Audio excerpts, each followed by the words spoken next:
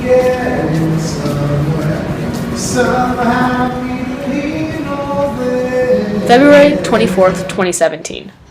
It's 8:35 a.m. I am currently loitering in the Museum of Fine Arts. Well, not currently, but when I wrote this, I was. With the meeting time of only 10:30, once again, I found myself downtown a little bit too early. However, it still doesn't give me enough time to explore as much as I'd like to.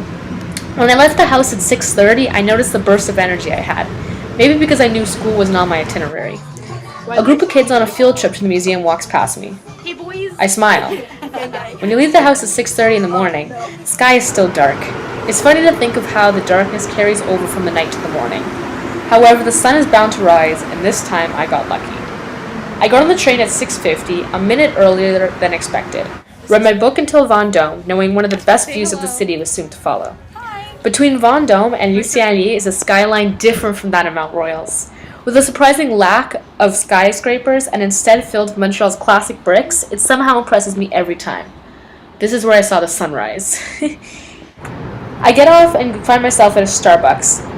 I make small talk with the barista and smile as widely as I can, knowing how rushed the other customers are. She puts a smiley face on my cup. I find myself craving the view I saw between Vendôme and Luciani, where the sun rised. I start walking in that direction, but instead, I find myself sitting outside the museum. It's 8:49. There's a sign reminding me that there's a video camera watching me.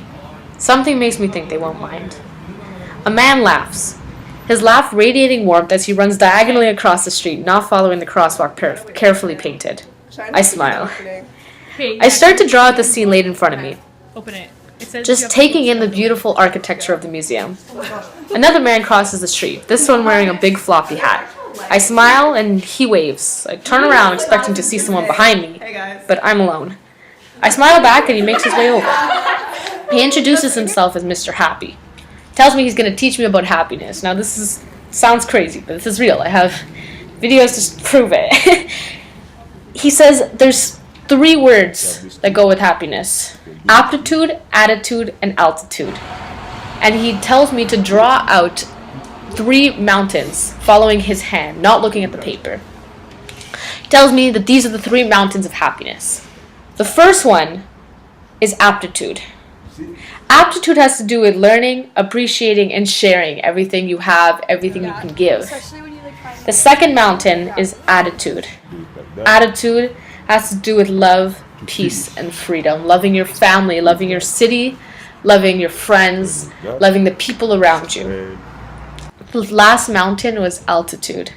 Now, altitude could be split up into 2 different kinds of belief: praying and meditation.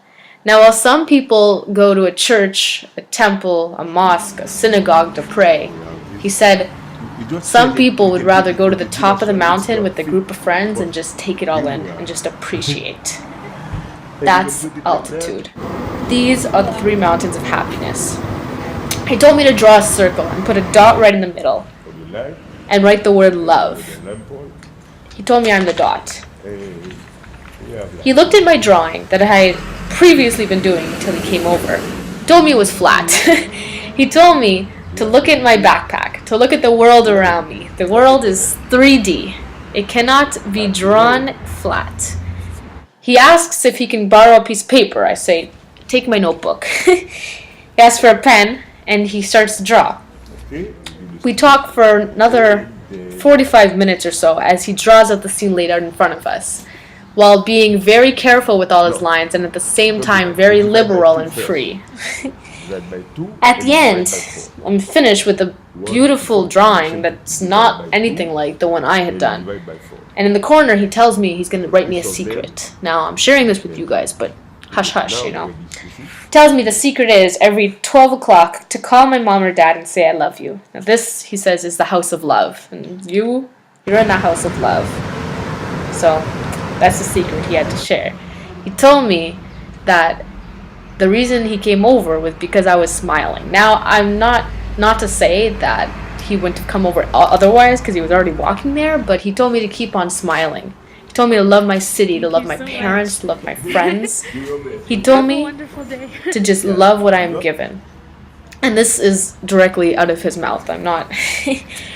And then he walked away. And he walked away, he put his big floppy hat on, and he said namaste, and he bowed, and he walked away smiling very widely at all the cars that passed by. And the rest of the day, this was all before 10 o'clock in the morning, like my plans didn't start till 10:30.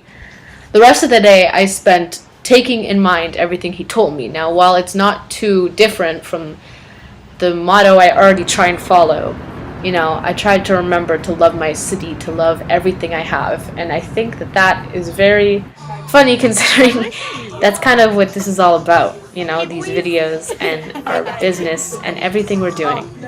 The rest of the day I spent with two of my very close friends, just trying to explore the city, talk to strangers, love everything that is presented to us. And we had a wonderful day. So, I'm not really sure what this video is all about, but I hope you liked it. And it's a little bit different, but thank you for watching.